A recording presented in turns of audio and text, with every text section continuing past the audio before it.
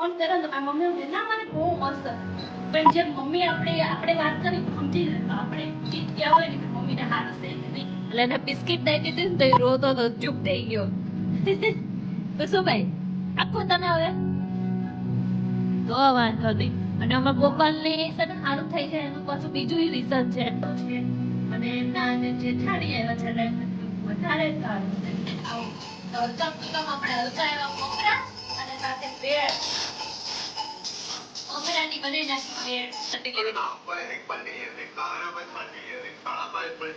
આ ઘરમાં બધા એક જ છે આ મોટી બહાર આખું શું બહાર બિલકુલ એવો વિચાર નથી કુસુમ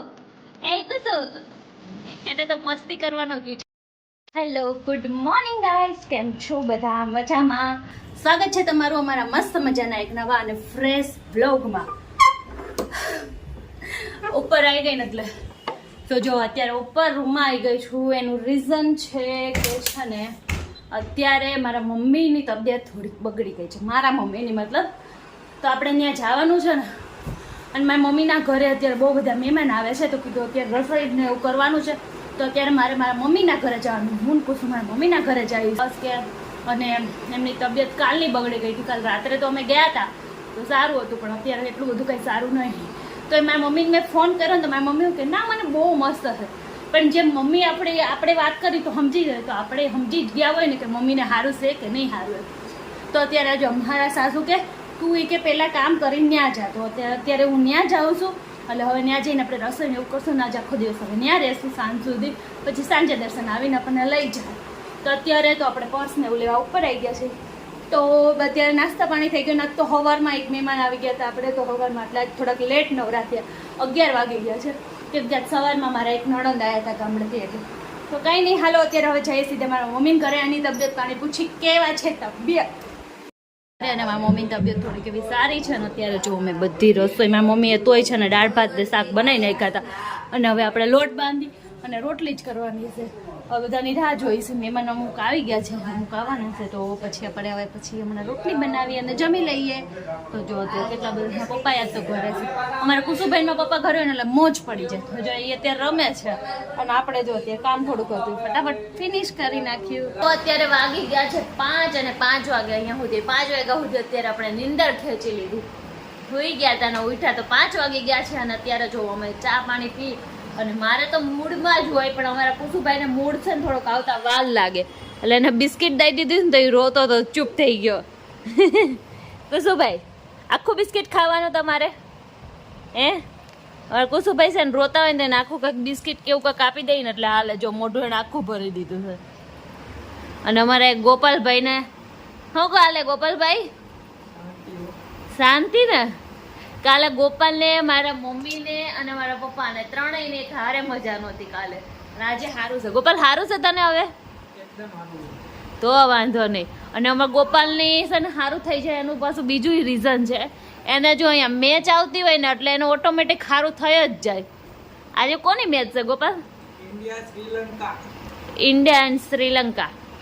કઈ ને એન્જોય.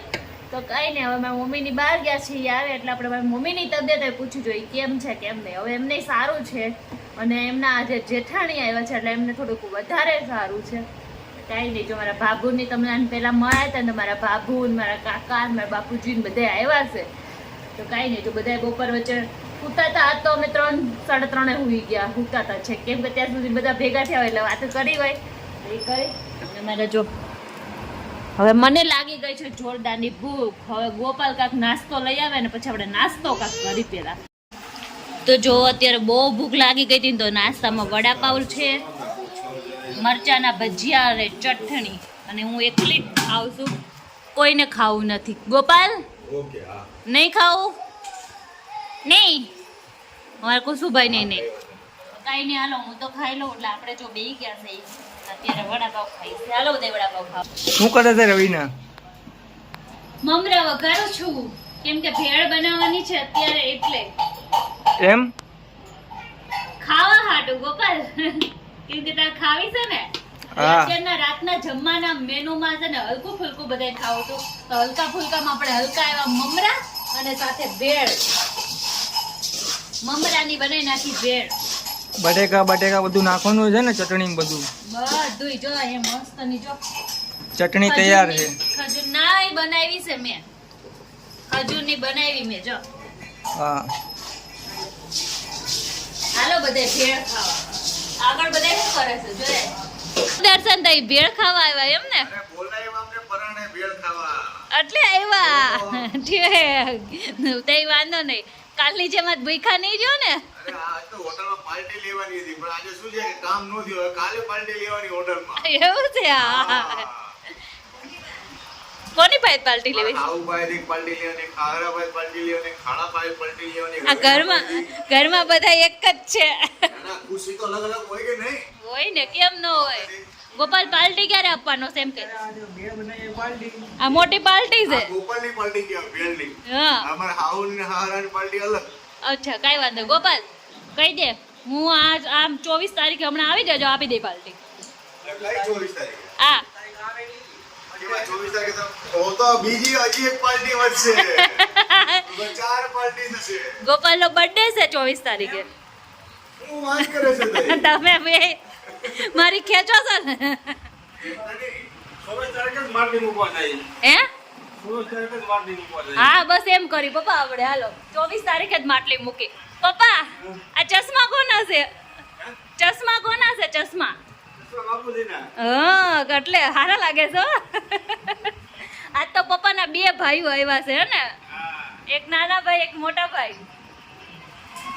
તો હાલો હવે હું ભેળ બનાવી નાખું હો. બટેકા ગોપાલ ભેળમાં બટેકા નહીં આવે. કુસુ ને એને અત્યારે આરતી હાલે છે. આરતી કરે છે મોબાઈલમાં. જો અમારી ભેળ બનીને તૈયાર થઈ ગઈ છે પણ અમારા કુસુભાઈને તો રોટલી જો અને અમારી ભેળ અને બધાય બેહી ગયા છે. કેવી બની દર્શન ભેળ?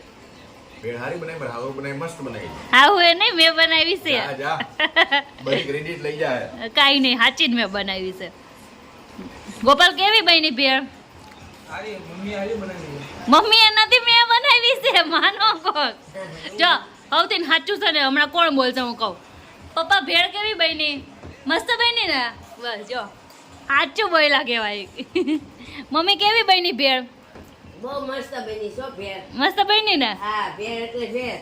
તો એમાંય પછી પાણી તો બહુ મસ્ત તે બનાવ્યું છે. જો મેં બનાવ્યું છે સાંભળજો બધાય. પાણી બનાવી બીજું બધું મારે હારું હોય કે કાંઈ નહીં કટિંગ મારી મમ્મીએ કરી દીધું છે ને બીજું મેં બનાવ્યું છે. બીજું બાકી શું કર્યું?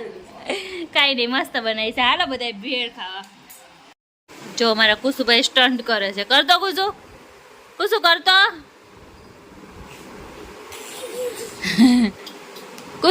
કુસુ તારા ફિયા કેમ જીપ કાઢે? એમ કાઢે? અરે વાહ.